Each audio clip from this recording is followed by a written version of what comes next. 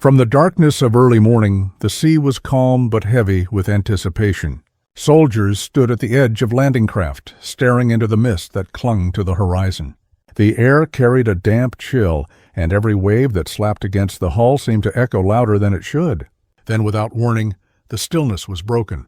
Out of the rolling surf, great machines began to rise, their metal silhouettes cutting through the fog, their engines roaring against the steady rhythm of the tide. For many men who witnessed it, the sight felt almost unreal, as though the ocean had given birth to monsters clad in steel. To the defenders on the shore, it was a vision both terrifying and bewildering. From their vantage points, they expected soldiers scrambling onto the sand, not armored beasts crawling from the depths. The first glimpse of treads clawing through the surf shocked them into silence. There was no hiding the unnatural movement, no mistaking the sound of heavy machinery grinding toward land. To see something designed for land combat emerging from the sea was like watching a line between two worlds being erased. What had been the natural shield of the shoreline was suddenly rendered meaningless. Imagine the sensation of standing on that beach, watching the horizon change shape. At first, the waves alone carried motion, then shadows grew taller and more defined. Spray and salt water clung to the sides of these lumbering shapes, as though the sea itself resisted letting them go. Their armored hulls dripped with brine, and the thrum of their engines reverberated across the sand. Every instinct said these machines did not belong there, yet here they were, pressing forward with unstoppable determination. The impression was monstrous, not because of their form, but because they broke every expectation of what the battlefield should look like. The soldiers inside the machines felt the weight of the moment in a different way. For them, every second spent pushing through the water was a battle against the unknown. They could hear the ocean battering against their steel armor, each surge of water threatening to drag them down.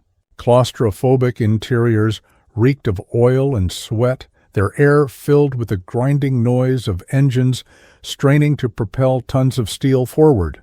They knew that a single failure in the mechanics could send them sinking into the dark waves, lost before the fight even began.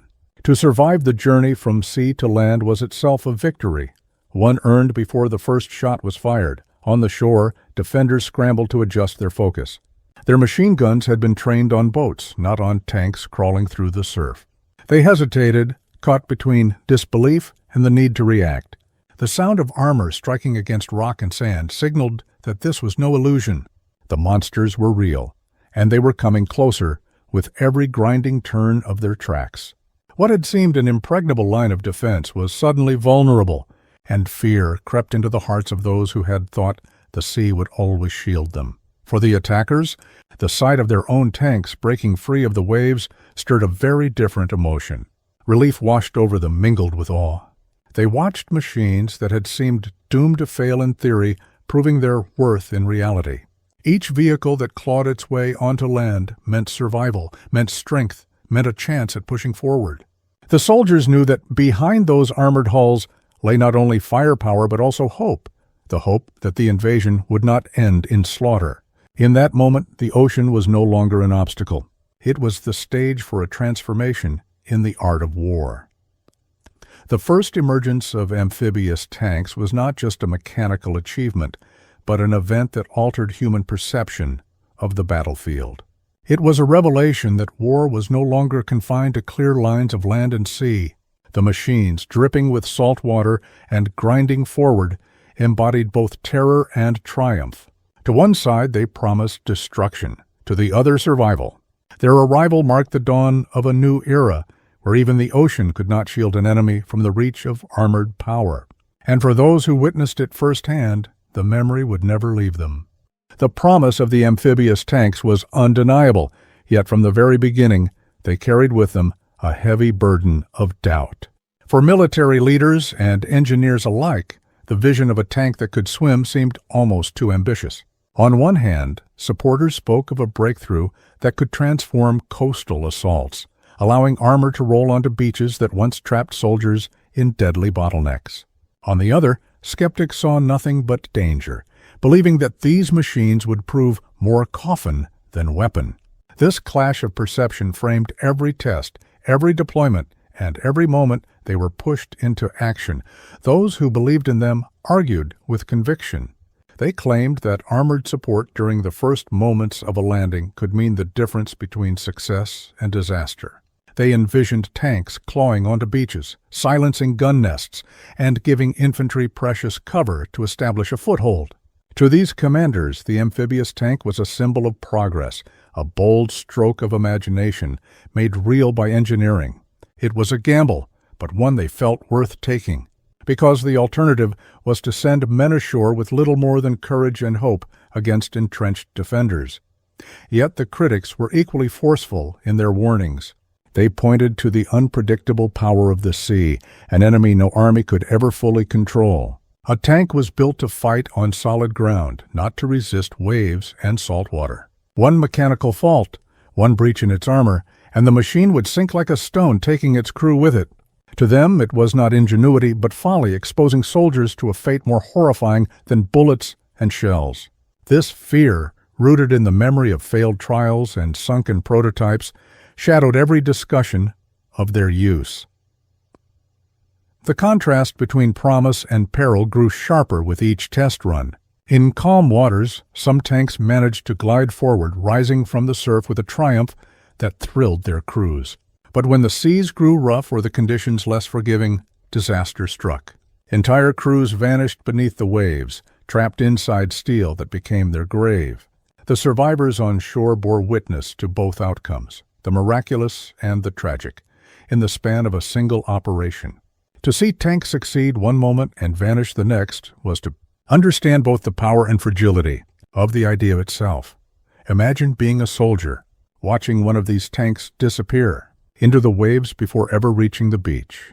You could see its turret rocking, its hull slipping deeper into the water, the frantic sound of engines choking out. Then silence. The sea reclaimed it in seconds, leaving only foam and ripples on the surface. For those waiting to follow, it was a chilling reminder that not all would make it to land. That uncertainty weighed heavily on morale, even as leaders pressed forward with the conviction that the risk had to be taken. The split in opinion shaped how these machines were remembered. To the optimists, their very existence was a testament to human ingenuity under the harshest conditions of war. They focused on the tanks that reached the sand, roaring to life as defenders scattered before them. To the pessimists, however, every success was overshadowed by the images of those lost beneath the waves. In their eyes, the amphibious tank stood as a gamble with human lives, a technological dream that demanded too high a price. This tension between belief and doubt gave the machines an aura of both wonder and dread. They were not merely tools of war, but symbols of a larger debate about the cost of innovation. Each time they rolled from the sea, they carried with them not just steel and firepower, but also the weight of hope and fear. It was this contrast, so sharp and unrelenting, that defined their story. They were both miracle and menace, celebrated and condemned, their legacy forged in the space between promise and peril. The story of amphibious tanks began not with triumph, but with desperation. As the war spread across continents and oceans, commanders faced the brutal reality of coastal defenses. Beaches, cliffs, and fortified bunkers made direct assaults costly in human lives, forcing militaries to seek solutions beyond traditional methods. The ocean, once considered a barrier, became an obstacle that had to be mastered if invasions were to succeed. Out of this urgent need arose the bold idea: what if the power of a tank could be brought ashore directly from the sea? What if the armored spearhead of an assault could roll out of the surf itself? Engineers were tasked with making this idea real, even as doubts loomed over its feasibility. The problem was clear. Tanks were heavy, built to crush obstacles on land, not to float across waves. Every calculation seemed to highlight risks: weight, balance, water resistance, and the threat of flooding. Yet the urgency of war left no room for hesitation. The amphibious tank would not be a perfect machine, but a necessary one. It would be designed under pressure, shaped by the relentless demand for innovation that wartime always imposes. The design process produced machines that looked both ingenious and strange. Their bodies were altered to carry flotation devices or hull modifications that gave them a ghostly presence in the water. Engines groaned under the strain of pushing tons of steel through surf, while their tracks, so familiar on land, seemed out of place beneath the waves. To many eyes, they appeared unnatural, as if the laws of nature had been bent to allow something impossible to exist. But that was precisely the point. The impossible had to become reality if soldiers were to have a fighting chance on hostile shores. Each test brought moments of discovery and moments of disaster. In controlled waters, some prototypes managed to stay afloat, churning forward slowly but steadily. Their crews felt cautious pride, as though they were piloting something from the future. But the ocean was unforgiving. Rougher seas exposed weaknesses, filling compartments with water and dragging the machines down before they could prove their worth. These failures were not just technical mishaps, but tragedies, for they often cost the lives of those who dared to test them. The path toward a usable amphibious tank was written in both ingenuity and sacrifice. For the men assigned to crew them, training was a trial in itself. They were asked to trust machines that seemed at odds with their very environment.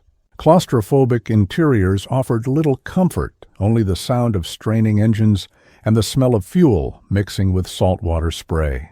Each soldier learned to quiet his fear, to accept that his fate depended on fragile mechanics and bold design. They were pioneers in the truest sense, stepping into a role that combined courage with the risk of drowning before battle even began. It was not only an engineering challenge, but a test of human endurance. In the broader scope of the war, the invention of amphibious tanks symbolized a turning point in military thought. Armies were no longer content to attack from predictable angles or rely solely on naval bombardment. They sought to merge land and sea into a single battlefield to strike in ways the enemy least expected. The amphibious tank was a tool of that ambition, a machine built to erase the boundaries that had defined conflict for centuries. Its existence, however flawed, was proof that war demanded constant reinvention, no matter how unnatural the result appeared. Looking back, the origins of these machines reveal more than mechanical ambition. They reveal the human drive to adapt, to challenge obstacles that seemed immovable. The ocean, vast and relentless, had always been seen as a natural defender of coastlines. But in the crucible of war, even the sea was forced to yield. The amphibious tank was born from that defiance, a creation that embodied both the desperation of its time and the daring spirit to reshape the battlefield in ways no one had imagined before. When the amphibious tanks finally met the test of real combat, the results were both astonishing and grim. On the morning of an invasion, soldiers waiting on landing craft could see them crawling forward through the waves, their steel hulls glistening with salt water. For the attackers, it was a moment of awe. The very machines they had doubted seemed to rise out of the sea with unstoppable force, rolling toward the shore as though nothing could stand in their way. For defenders watching from bunkers and trenches, the sight was shocking. They had prepared for infantry, not armored beasts, moving out of the surf like creatures from a nightmare. The impact on defenders was immediate and visceral. Their machine guns, calibrated for soldiers sprinting across open sand, now rattled uselessly against thick steel plating.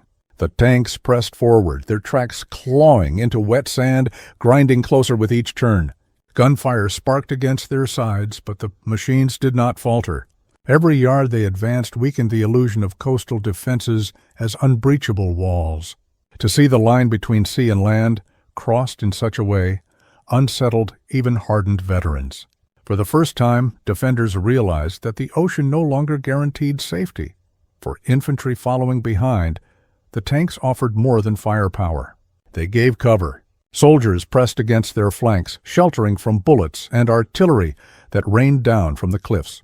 Each machine became a moving fortress, guiding men across a deadly no-man's land toward the safety of dunes and embankments. To fight under the shadow of armor emerging from the sea gave the attackers confidence. It was as though the tanks themselves embodied survival, allowing men to believe that the beach could be taken and the battle could be won. Yet the battlefield impact was never uniform. For every tank that crawled ashore, there were others that did not survive the crossing. Some sank before reaching the beach, their crews trapped inside as water rushed through broken seams. Others stalled in the surf, engines choked with salt, left helpless targets for artillery fire. The triumph of those that succeeded was haunted by the memory of those that never reached land. Soldiers advancing inland carried both pride in their armored companions and grief for the men who had drowned before the fight began. Imagine the sound of it. The grind of treads dragging across wet sand, the hiss of waves slapping against metal hulls, the thunder of shells exploding above, shaking the ground with every blast. For the men inside, every noise was magnified in the steel chamber, a constant reminder of both their vulnerability and their power. For those on shore, the sight of tanks dripping seawater while spewing fire from their guns was unforgettable. It was a spectacle of war unlike anything that had come before, half triumph, half nightmare. The presence of these tanks often decided the fate of the first hours of battle. Where they reached land intact, they smashed through obstacles and carved openings for infantry to pour inland. Where they failed, soldiers were left exposed, crawling across sand without the shield of armor. The difference could be measured in lives lost or saved. It was this unpredictability that made amphibious tanks both invaluable and feared. Their battlefield performance was never guaranteed, but when they succeeded, they reshaped the course of the fight. The lasting impression of their impact was not only in destroyed defenses or captured ground, but in the way they redefined invasion itself. Beaches that had once stood as near impossible barriers were no longer immune to armored assault. The line of surf, once thought impassable for tanks, had been crossed. The very image of these machines emerging from the sea lingered in memory, burned into the minds of all who saw them. They changed not only the outcome of battles, but the very imagination of what war could become. The arrival of amphibious tanks on the battlefield did more than shock defenders and inspire attackers. It forced armies to rethink the very nature of coastal warfare. No longer could shorelines be counted on as natural barriers. The presence of armor emerging from the sea meant that beaches could no longer serve as reliable strongholds. Commanders who once relied on geography to protect their flanks were now confronted with a new reality. The ocean itself was no longer an ally. This revelation spread quickly, altering military calculations across the theater of war. For defenders, the psychological blow was as devastating as the physical one. Soldiers who once believed the coastline was a shield found their confidence shaken. They had dug trenches, laid mines, and fortified bunkers under the assumption that attackers would be forced to approach on foot. To see tanks dripping with seawater grinding up the beach made many feel as if the very earth beneath them had betrayed them. Their morale faltered not only from the machine's firepower, but from the sense that even nature no longer protected them.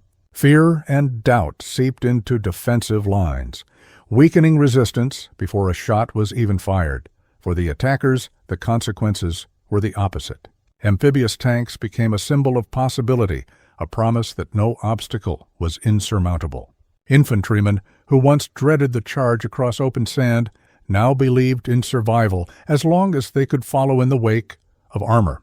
The machines inspired confidence, not just for their destructive capability, but for the statement they made. Human ingenuity could overcome even the vastness of the sea. The psychological effect of this belief often proved as important as the tank's firepower itself. Soldiers fought harder, more determined, because they saw the impossible had been achieved. At a strategic level, the tanks reshaped invasion planning. Military leaders recognized that their use, even if inconsistent, opened new avenues of attack. Defenses that had stood for years as symbols of impregnability were suddenly vulnerable. The tanks turned coastlines into contested ground rather than secure perimeters. This forced a shift in tactics. Defenders had to spread resources more thinly, strengthening not only their inland positions but also the beaches they once considered safe.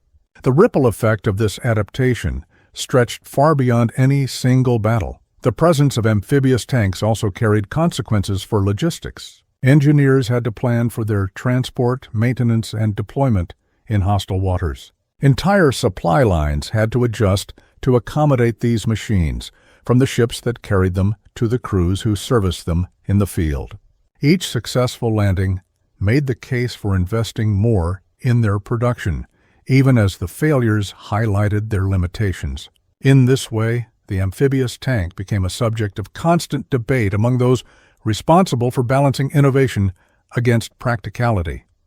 The wider consequences were not confined to the battlefield. News of tanks rising from the sea spread quickly, both among soldiers and civilians. Reports and stories described the machines as monsters, as iron beasts that crawled from the ocean to devour defenses. This imagery captured imaginations on both sides of the conflict. For one, it was a symbol of power and resilience. For the other, it was a tale of dread, of a new weapon that seemed to defy reason. In this sense, amphibious tanks achieved something rare. They influenced not only tactics and strategy, but also the narrative of the war itself. Ultimately, the tanks redefined what was possible. They proved that the boundaries between land and sea were not fixed, but could be broken with enough determination and ingenuity. This realization had far-reaching effects, shaping how wars were imagined and how battles were fought long after their first appearance. Their wider consequences were measured not just in miles gained or lost, but in the profound way they shifted the balance between defender and attacker. They were more than machines. They were a statement that no barrier was beyond the reach of human invention. The defining moment for amphibious tanks came not in training grounds or controlled experiments, but in the crucible of battle. As the tide rose and the first light of dawn cut through the haze, soldiers watched with bated breath as the machines plunged into the surf. The sea churned around their hulls, waves battering steel as engines strained to keep them afloat. For many who watched, it felt like watching fate unfold in real time. Either the gamble would succeed, or hundreds of men would be left exposed to certain death. In that instant, every doubt and every hope came crashing together on the shoreline. The sight that followed silenced skeptics.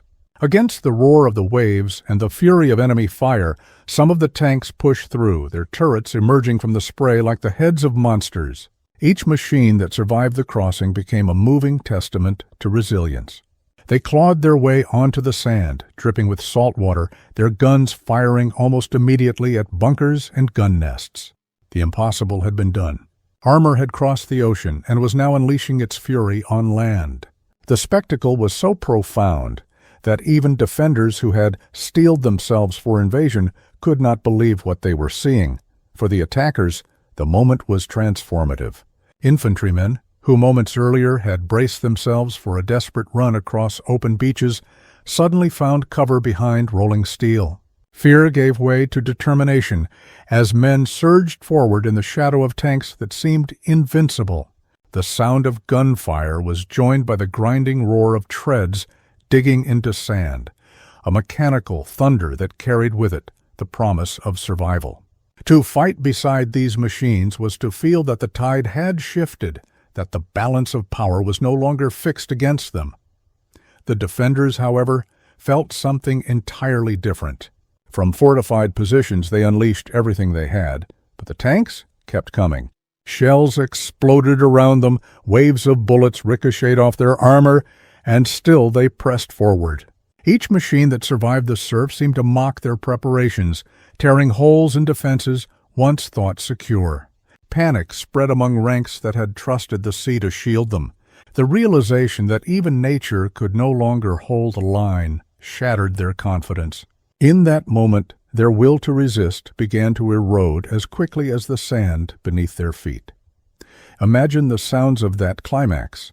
The crack of gunfire echoing off the cliffs, the roar of engines drowning out shouted commands, the crash of waves colliding with steel, Smoke and mist mingled with salt spray, blurring vision and choking lungs.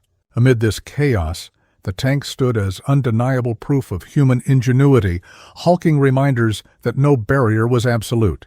Soldiers on both sides would carry the memory of that soundscape for the rest of their lives, because it marked the moment the impossible became real. What made this climax so powerful was not simply the tank's survival, but their undeniable presence. They did not just land. They transformed the battlefield the instant they touched sand. Where they succeeded, they shattered enemy defenses and opened the path inland. Where they failed, they became monuments of sacrifice, their wrecks dotting the surf as grim reminders of the risks taken. Yet even in failure, the image of tanks rising from the sea lingered. Their very attempt to cross had already changed the course of the battle by striking fear and awe in equal measure. This was the turning point.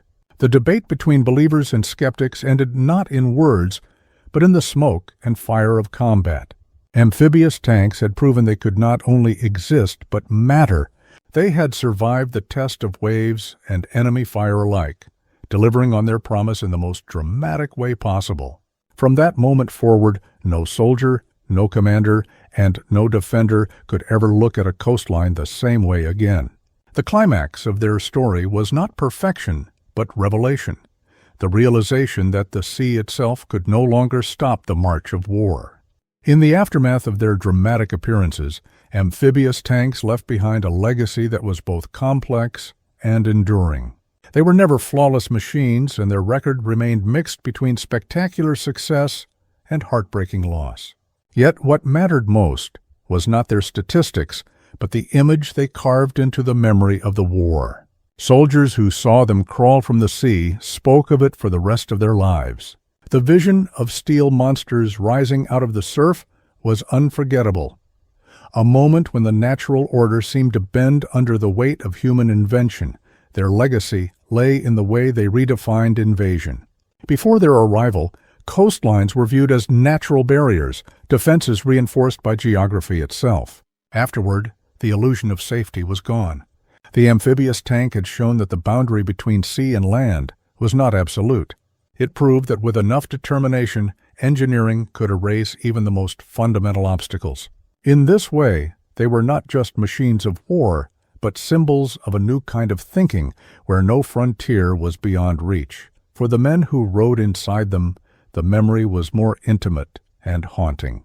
They carried the weight of survival, remembering the suffocating fear of water seeping in, the smell of oil and salt clinging to their lungs, and the deafening grind of engines pushing against the tide. Those who survived owed their lives to fragile mechanics that could have failed at any moment. To them, the tanks were both savior and tomb, embodiments of courage as well as loss. Their testimony gave the machines a human dimension, a reminder that innovation always demanded sacrifice.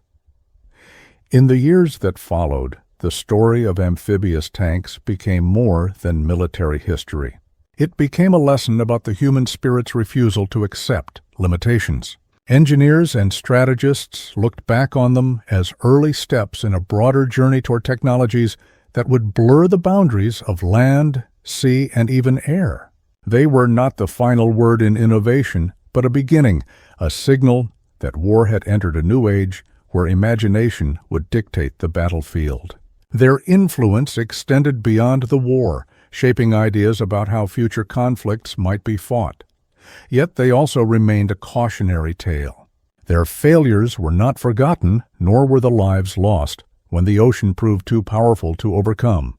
The amphibious tanks taught future generations that innovation must always be balanced with practicality, and that bold visions often come at a terrible cost. The sea had claimed many of them, swallowing whole crews before they could ever fight. Their story was therefore one of both achievement and humility, a reminder that human ambition can defy nature, but never without risk. Even so, their most lasting contribution was symbolic. They embodied the willingness to try the impossible when survival demanded it. They showed that even in the darkest times, when obstacles seemed insurmountable, humanity would find ways to adapt and endure. The image of tanks dripping with seawater, grinding forward under fire, became a powerful metaphor for persistence against overwhelming odds. It was a vision that transcended their immediate role and lingered in the imagination long after the war had ended. Like monsters from the deep, they lived on in memory as both terrifying and awe-inspiring. To defenders, they would always represent the day the sea betrayed them. To attackers, they stood as proof that ingenuity could conquer even the most daunting challenges. Their legacy was not perfection, but transformation. The amphibious tanks that crawled out of the sea had changed the way humanity looked at war, and in doing so, secured their place as unforgettable symbols of resilience and imagination.